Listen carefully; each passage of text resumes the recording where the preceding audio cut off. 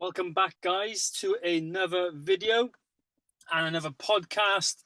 This is Commando Performance Podcast, the #1 military podcast on the internet.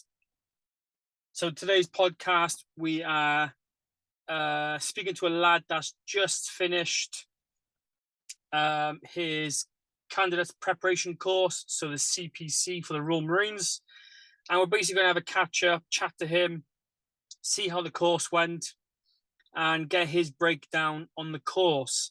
So we was going to ask for a couple of questions on Instagram, but our Instagram got deleted. So unfortunately, we wasn't allowed, we couldn't ask any questions, but let's get into it.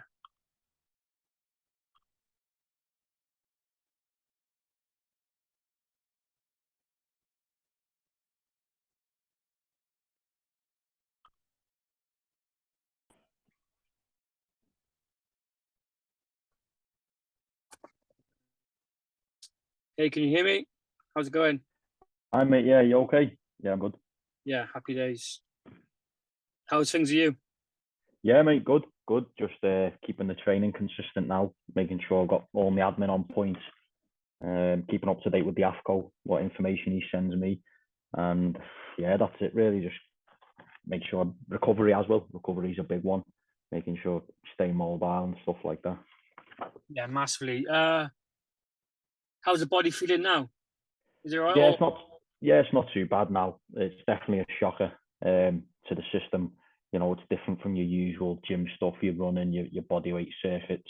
It definitely day 3, the endurance course that you definitely feel it after that. That just takes a whole different toll on your body. Yeah, definitely. When did you pass? Was it 2 weeks ago you've passed it? Yeah, about 2.5 weeks ago now. Yeah. Okay. Did you take a week off after? I took a week off, probably about 5 days, and just sort of let my body rest and recover, and then just got back into it a bit slowly, and I've definitely done things differently. Like I've adapted my training now from being down there the other week, and implementing some different things, different exercises, stuff like that. Yeah, definitely. So yeah, we'll touch that more in a bit, but obviously, yeah, you've just come off CPC 2 weeks ago. You passed it? All passed? Yeah, passed. Pass? I think so. Yeah, I think I did okay. I did well, I think, compared to some others, and I would say just above average. I think for myself. We started with, I believe it was 49.50, and then by the end of it we were 39. So about just over 10 dropouts throughout the week. It's not too bad then. No, it was good. There was a few VWs, couple injuries, and then fails on the gym test and endurance. Yeah.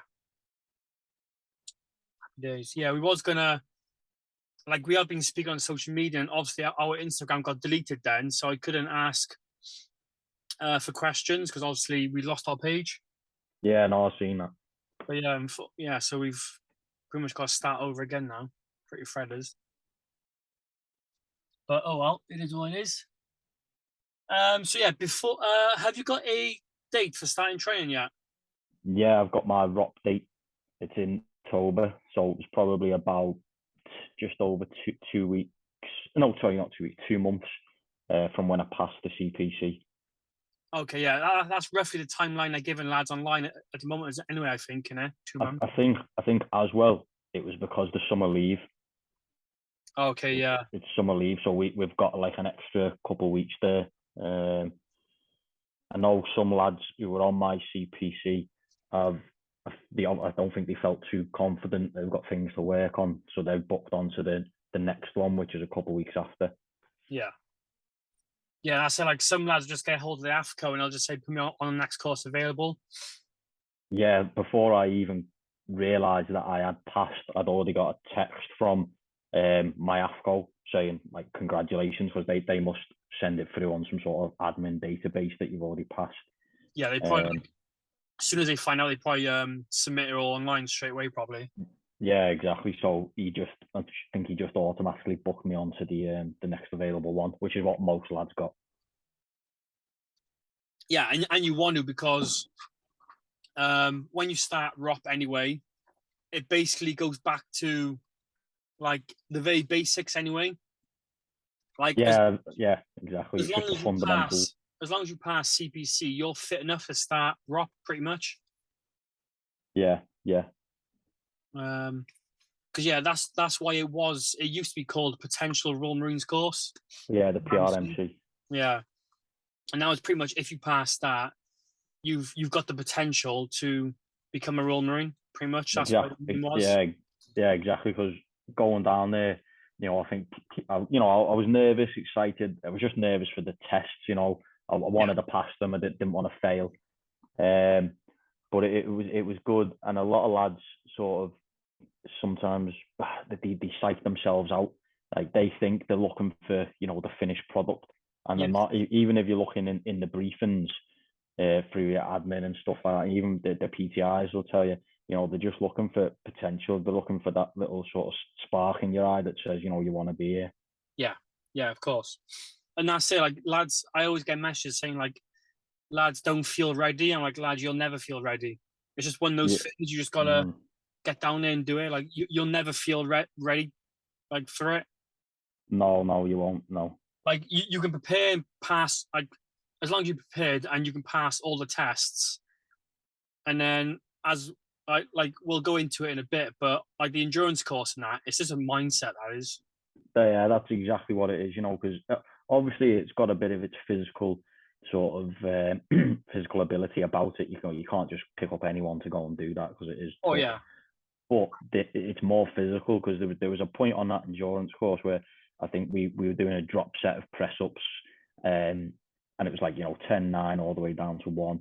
And I think back when we were on 5 reps, I could only do 3. My lactic acid was building up, my arms were just dead, and they're not going to fail you just because you didn't get they're looking if you're going to carry on, yeah. that mentality. So you might be sort of in the middle of the pack, you might be at the back of the pack, but as long as you don't stop and you keep going, you keep moving, then you should pass it. It is a good mental test.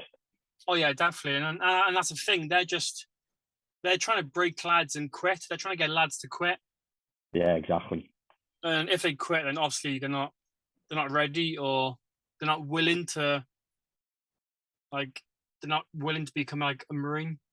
Exactly, because it separates people who can pass the gym test. People who've got like just the physical ability to really want to be here. And there was a good couple times, well, once, probably twice, I questioned myself on that endurance course. And I know after They speaking do. to a couple other lads, I know they questioned themselves. And then yeah, I just thought I'm crawling through cow shit and all this, and we're going up, and then we all of a sudden stand up, and he's like sprints up that hill, and you Yeah, look at this hill, and you look where the instructor is, and you just think, you look out, he's about 6 foot when you come up to him, but he looks like I'm a centimeter tall how far away he is. yeah, yeah. It's mental. And that's it. Like you can get lads like absolutely specimens go there, like super fit, but then they're just weak minded. Exactly. Like they'll go in and you're like, oh my god, this guy's fit, but then you'll go to the endurance course and just break him. It's Yeah, just exactly. Yeah, different type. one piece of advice I'd give to the lads definitely is when you don't look around at anyone else. You don't look at someone who's they might be 6 foot, 6'2", whatever. They might be ripped, got a load of muscle on them. It doesn't matter No, what you look like. It really doesn't. Like there might be some fit guys and stuff like that, but sometimes later on down, maybe in the ROP or the basic, that that'll hold them back because they need all that energy to keep going, or the mentality is just not there.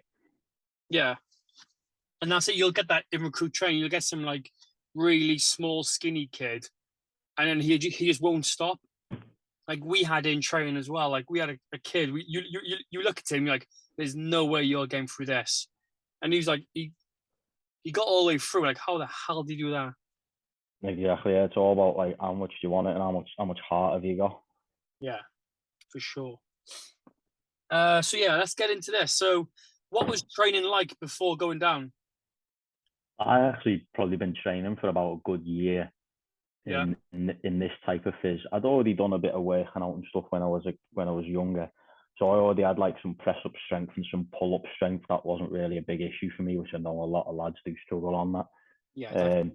But I was doing, following different programs, some of your stuff, all the body weight stuff, the running programs, different interval sets. I'd definitely say don't do anything more than 8-10 mile runs. You don't need to be doing it. No. It is definitely the short, sharp, fast stuff, like shuttle runs, 200 meters, 4 sets of that with like 30 seconds rest. And then once that, you start getting good times on that, maybe add another set on or decrease the rest time. And 800 meters, 400 meters, maybe 1K, say nasal breathing only, then a minute rest, 3 of that.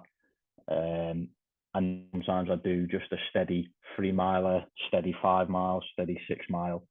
And then I might do 1 mile best effort, 1.5 mile best effort, but generally not going over 3, 4, 5 miles. Yeah, and that's spot on. It's like, and like I try and say that as well. I try and get that across to lads. Like lads will message me and they run like 15, 20 miles like twice, 3 times a week. I'm like, you don't need to be doing that. Yeah, It's like you don't. short, sharp stuff you need to be doing. And Yeah, that's you'll do exactly the what same it is. in when you go through recruit train. You'll see the same thing as well. You'll do exactly the same thing. It just be like short, sharp sprints, like hill sprints, stuff like that. Really. Yeah, hill sprints you need to work on the hill sprints because I know that definitely helped me in the endurance course. Oh yeah. For the what did he call it? It's it pays to be a winner. Yeah. Yeah, that was Even though it doesn't. Yeah. I mean, you just need to definitely get some hill sprints in because there was definitely lads there that I spoke to them about their training, and I remember one lad saying to me he hadn't even trained for like the bleep test or anything like that, but that was on him. I think he passed it, but you just want to go in as prepared as much as you can because one, it's going to prevent injury. That's a big thing. It's going to prevent injury. You're not going to get little niggles because you're not used to that type of working out, and obviously feeling confident with passing the test. It's mind blowing. Lads go down and they say they haven't prepared for the tests. It's like, what the hell have you been doing? Yeah, exactly. And I think the reason it took quite a while for me is because I had quite a long medical process. So I'd been training for a while, and I was already sort of fit anyway. But I think with this new process that they've brought in, if you're a lad who's never trained, you're quite skinny. You can't do any pull-ups or push or very low reps. You're not done any running, and you get through the medical very quickly, and then you're straight onto just training for your PJFT then, and all you've done is 20 burpees, 20 push-ups, 30 sit-ups, 5 pull-ups, a minute plank. That's all you've been training for. And then you get past that, maybe your first time, maybe your second time, and you've only got maybe a month then till your CPC. Yeah. So you haven't got a lot of time to get in that extra training. No, and that's another thing I try and get across is lads train for the specific tests. Yeah. So they'll sign up and they'll just train for the pre-joining fitness test, and then once they pass that, they'll then train for CPC. I'm like, you're doing that completely wrong. You got to train for everything. Yeah. You do have to mix it up, the training. You need to get at least a good year of training. And yeah, because like you said, by the time you pass pre-joining fitness test, you could be on CPC within the next 4 weeks. Yeah, you could be, and that's how there was definitely 1 or 2 lads there that had happened to. Oh yeah, and you can tell that's why they failed because they physically weren't there. Yeah, and it's definitely like there's no way you're going to prepare in 4 weeks for the CPC. No, yeah, no. Not if you've just been training for the pre-joining fitness test alone. Yeah, it is a good test. Do like that PJFT. It's a good test, and a lot of, even when I was speaking to a lot of lads down there, they just, when it sort of first came out, maybe about a year ago, they said they were looking at it 6 months ago. They were thinking, oh yeah, this looks easy, because as I said, you show someone that workout, you think, oh yeah, that's easy.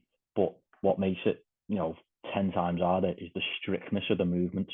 Yes, definitely. That just increases the difficulty of it. Just it goes right, and then that's where you'll get people flagging on round 2.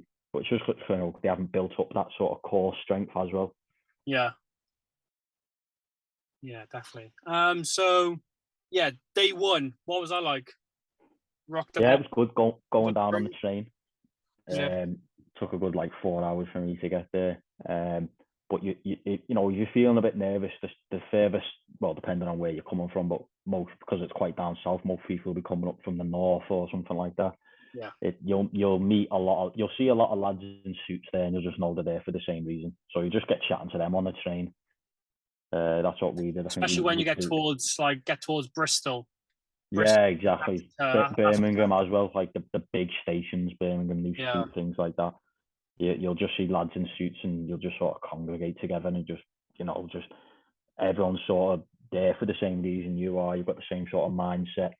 You're all in your suits. Everyone's make sure you're all clean shaven, and you've got a haircut.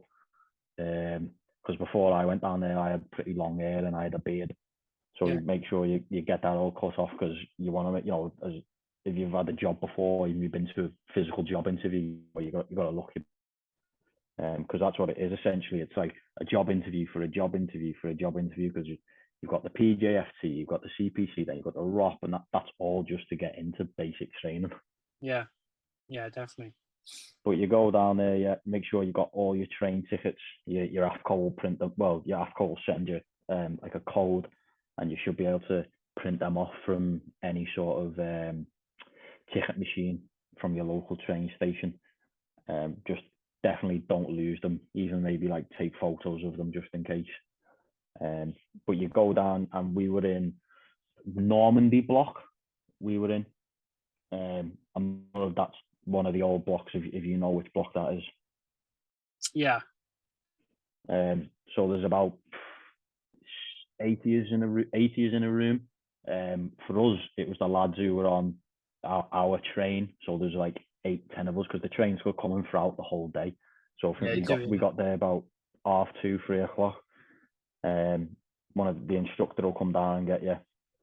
You'll go up this. It's quite fast paced as well, and you'll know yourself. It's quite a steep gradient going from the station up towards the block. Oh yes. And you'll have all the like other recruits and some other Marines there, sort of looking at you, sort of staring you out. Just a bit of an intimidation factor, I think. And you'll go. There's mop buckets at the end of your bed. Now, we didn't realise this until the second day, because we hadn't been told, but don't use them for cleaning or like washing cleaning your accommodation. They're for your dirty stuff, like your dirty fizz kit. Yeah. So just because we didn't get told that, and some of the instructors might forget, so that's definitely for one, lads. You need to make sure that you've brought all the relevant like documents as well. So there'll be 2 forms which you need to bring. And your AFCO should send you them, but you have to make sure you printed them off. Otherwise, I don't think you can participate in the CPC. There might be a way around it, but I'm not 100% sure.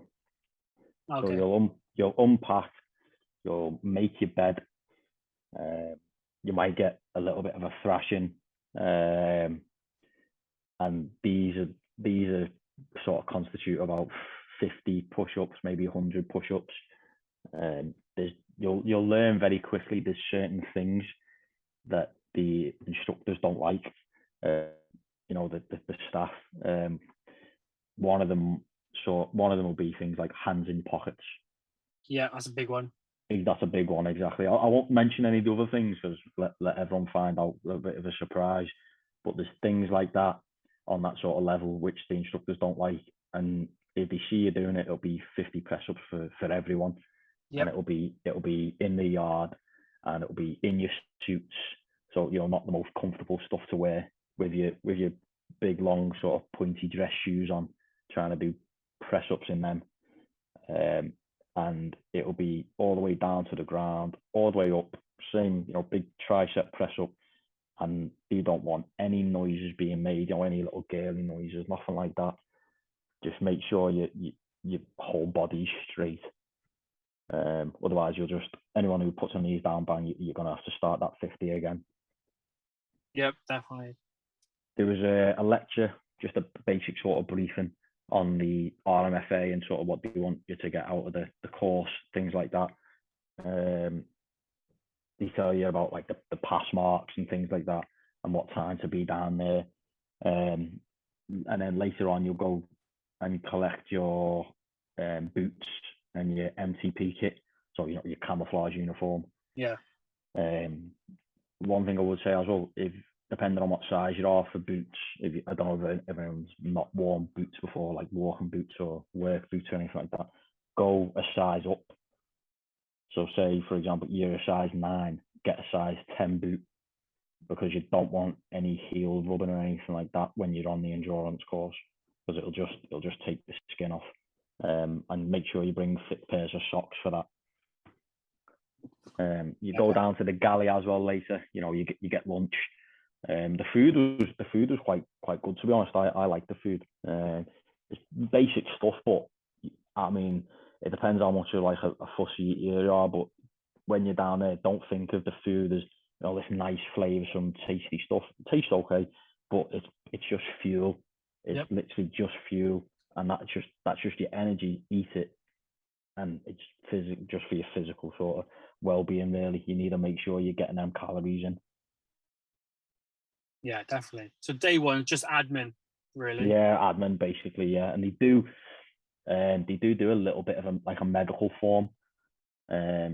The instructors give out this basic medical questionnaire, and it's just things like, have you had any joint problems, any hip problems in like the past couple of weeks leading up to this, and if you had like any sort of skin conditions like eczema and things like that. I think it is just for the DS, the staff team, just in case anything happens on that endurance course. They back at your record and just a basic health and safety, basically. Yeah, pretty much. Yeah. And then on to day 2. What time did you wake up? 5 o'clock, but I think it's 10 past 5, but it's better just to get up earlier. Just get up 5-10 minutes earlier, because there's about 40-50 lads and you're sharing 8 showers. So you need to make sure you're up, you clean your accommodation, give it a little brush down, make sure it's spotless, shower, shave, make sure you bring your flip-flops, and make sure you wear your flip-flops when you shower. And that's just so obviously there's no foot infections going around. But they will get you if you're not wearing your flip-flops when you're showering. So make sure you take like a decent pair of flip-flops down. That's you get about 10 minutes showered and shaved, and then it'll be straight down to breakfast, wearing your suit and tie. It was quite hot when we were down there, so we were allowed not to wear our suit jackets. So I think it obviously all depends on what the weather's like and what the instructors like down at their personal preference. And then it was the gym tests after we let our breakfast settle back up to the accommodation. Get our the heart rate monitors, and our bibs, and basically the gym test then, which is pass or fail. Yeah. And that's the morning. Yeah, that's in the morning. Yeah. Yeah, and then you have lunch. Yeah, you have you have the bleat test and the sit-ups, push-ups, pull-ups. They're pass fail, as most people should know if they're going down on this course. Yeah. And then you have the feet to beam after it, which isn't a pass or fail, but they want you to basically pass it. It's otherwise you'll get noted down. Then at the end of the course, you'll have to stay behind in the very end lecturing the sergeant PCI will just basically tell you, we want you to go away and practice it, I think. Yeah. And then you have you have a shower after basically each physical session. So we went back, had a shower, go to your accommodation, and then it was, I think we were meant to have a lecture, but it was cancelled. That was on coping mechanisms, I think.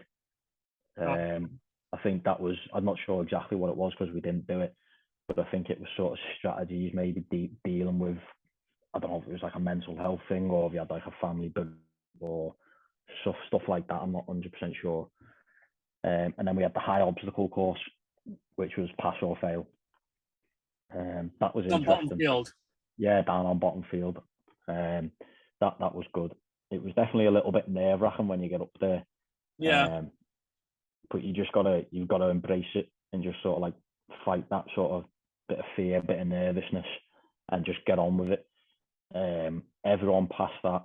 I think there was one lad who, at the very end, rope. I don't know how high that is. Is it 20 foot, 25 foot, something like that? He actually he fell. He was in a dead hang, and then the PTI had to go over and give him the emergency rope. Yeah. Yeah, so we had to sort of climb down then, but he redid it, and I think he passed. Then it's lunch. We'll wait again, and then the swim test, Is which that is pass or another. fail, the swim test? Yeah, swim test is a pass and fail. What did that consist of, the swim test? You do a warm up, which feels like a workout in itself. Yep. So I remember coming off the warm up in the pool, thinking, "Oh, am I ready for this?" My heart rate's got me going a little bit, but that's what a warm up is. It's designed to be a pulse raiser. One thing I would say, which I didn't practice, and I don't think I ever have, is your butterfly. Just get a couple whips in of your butterfly if you can. It's nothing major, but it will help, because there's a couple of lads who were sort of struggling on the butterfly, and you don't sort of want to look weak in front of the instructors. Yeah. It's that's not the most common movement you do, but I just maybe have a little practice at that. But it consists of the 3-meter jump, diving board. Just basically a sort of confident walk out. Yeah.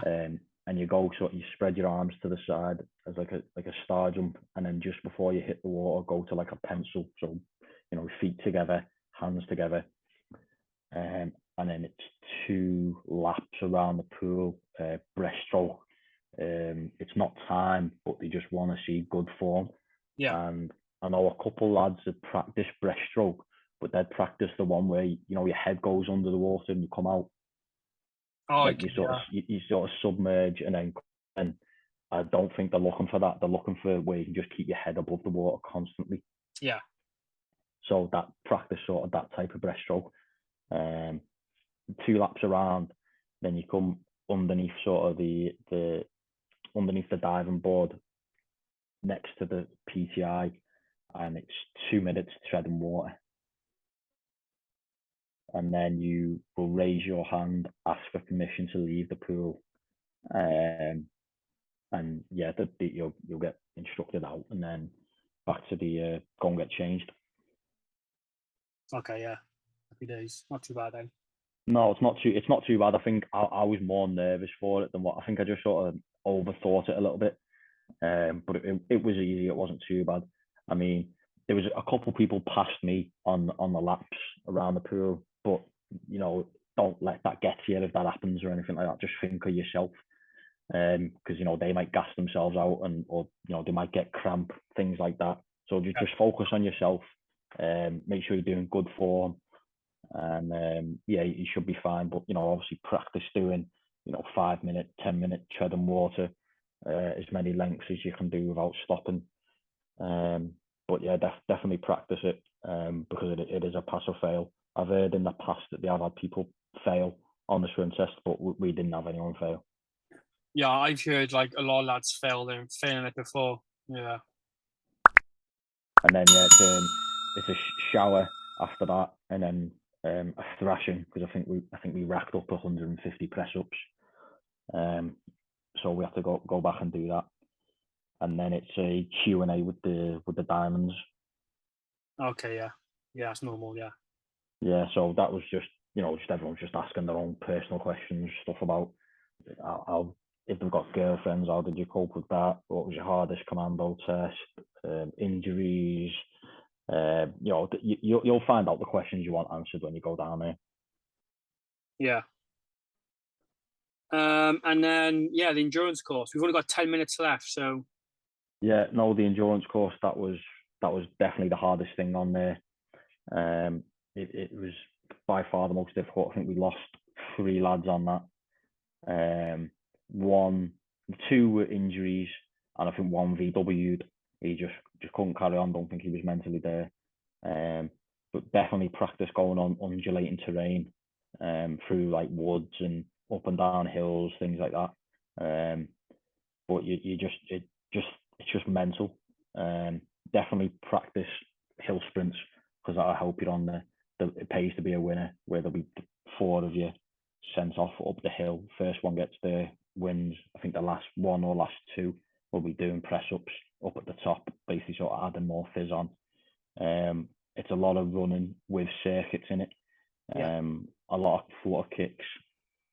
I remember the part which mentally sort of got me was when we were doing the carries. We did about 6-7 carries, and there was a point where I thought, I can't carry on. Like, this is absolutely killing me. And my guy was pretty heavy. But yeah, you don't listen to that voice and just keep going, just keep dragging them. Or so there's different carries you have, but you'll know what you're doing. Just keep going until you get to the instructor, sprint back, and just think it will end, and just push through the pain. Just push through the pain. But it definitely separates those who don't want to be there and who want to be there. The run back's not too bad. It's 3 miles at like a 9-minute mile pace in trainees. So not everyone was fine on that. It was just your legs are just cramping up, your quads. I've never felt cramp like that before. Yeah. But that's if you feel cramp, just try and stretch off on your water break. Like you have a break where you get your boots off and get your trainees back on. Just have a quick stretch and help the lads out together. Make sure that sort of use them for balance. They'll use you for balance while they're stretching off the quad. But yeah, it's tough at the time. But once you get on the run, you just know, like, there's nothing stopping you now. Like I would have gone another 3 miles if I had to. Yeah, definitely. I'm not sure. I'm not sure if you want me to go over what they want for the gym tests, because I know a lot of it's a few bits of it have changed now. Yeah, quickly go over that. Yeah, got 7 minutes. For the bleep test, it's 10.5 the minimum, and I know they might go over to 10.8, something like that, but don't be training for the minimums. Make sure you're going over at least 11.5. You don't want to be hanging out at 10.5. You want to look like you can do more, and that you're not too flustered. Press ups minimums, but obviously you don't want to be aiming for that. You want to be just getting as high as you can go. They do take the tapes all the way to the end now, which is good. So you need to be, for the press ups, I'd say you need to be in that 50-60 range. And then the sit ups, the minimum's 40, but you need anything, I think, over, I'd say 65-70 is good. And then pull ups, the minimum's 4, but definitely aim for more than that. Aim for at least over 10-12, and anything higher than that. Yeah, definitely. Happy days. So the last 5 minutes, what's your training looking like now? Leading to recruit training. Yeah, I recently joined a strength and conditioning gym, which is, I think, perfect. They're hard to find, those type of gyms. Luckily, there's one near me. They haven't got your usual pure gyms or JD gyms, things like that. They've got prowlers, assault bikes, battle ropes, a lot of sort of strength and conditioning work. So there'll be some sessions where I just go and just use the prowler for half an hour, because I know the carries and things like that were a weakness of mine, like the pushing and pulling. So I'll just go on the prowler, or I'll get like a 30-kilogram Bulgarian squat bag on one shoulder, and I'll sprint the track, which is about 20-25 meters with that, come back again, swap shoulders, come back again, and then maybe pick up 2 25-kilogram kettlebells and just do farmers carries, come back with them, and then maybe do a 15-20 cal assault bike, a couple rounds of that. Nice. Sounds good. So yeah, it's been like a functional fitness gym then. Like Yeah, CrossFit. basically functional fitness. Yeah. Yeah. I wouldn't recommend CrossFit for anyone because I think it's just too injury prone. But some of the more functional strength stuff like your sled pulls, your sled pushes, things like that. Yeah, Your definitely. Yeah. kettlebells with your farmers walks. It just gives a lot of good grip strength as well, like dead hangs from pull ups that'll help you on the beam for the pull ups. Yeah. You still training for the bleep tests? Yeah, still training for the bleep tests. Yeah, I think you do that in the first week of ROP, I think. Yeah, I'm not too sure. A lot of the details on the ROP, Yeah. whatever the marks are and pass marks, things like that. But I know you do. I think you do the swim test early on. But yeah, I think the bleep test is 11.5 now. I think it goes up to. Okay. Yeah.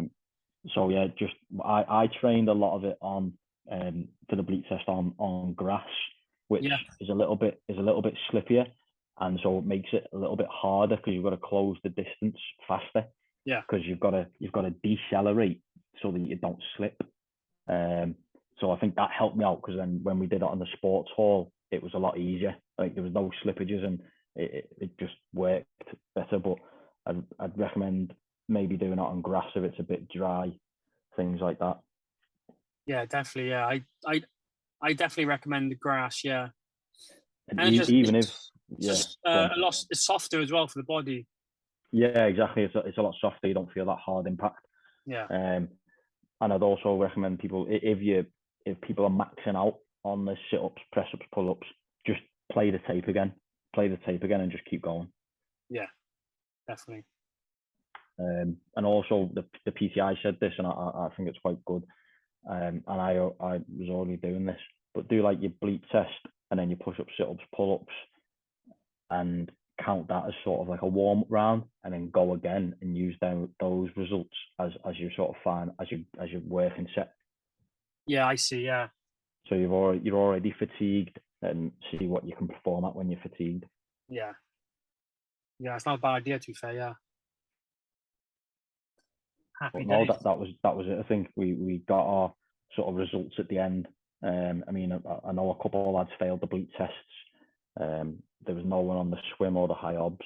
A couple VWs, and I know one lad, one or two lads, I think, were passed the course, but I don't think they were going to go back. Oh, okay. But I think Yeah, it gives you like a that was little. a shocker capture. Yeah, it gives you like a little look of life, doesn't it? So Yeah. yeah, but yeah, thanks for that. Pretty spot on that was, to be fair. Yeah, don't think there was any sort of other things we haven't covered there. But yeah, just make sure your admin's on point. You're helping out the lads. Make sure you're volunteering for things because Yeah. the instructors will want things done. Just put your hand up, just go volunteer. Make sure you're organised. You don't leave stuff out in your bedrooms. Make sure everyone's put their stuff in the lockers.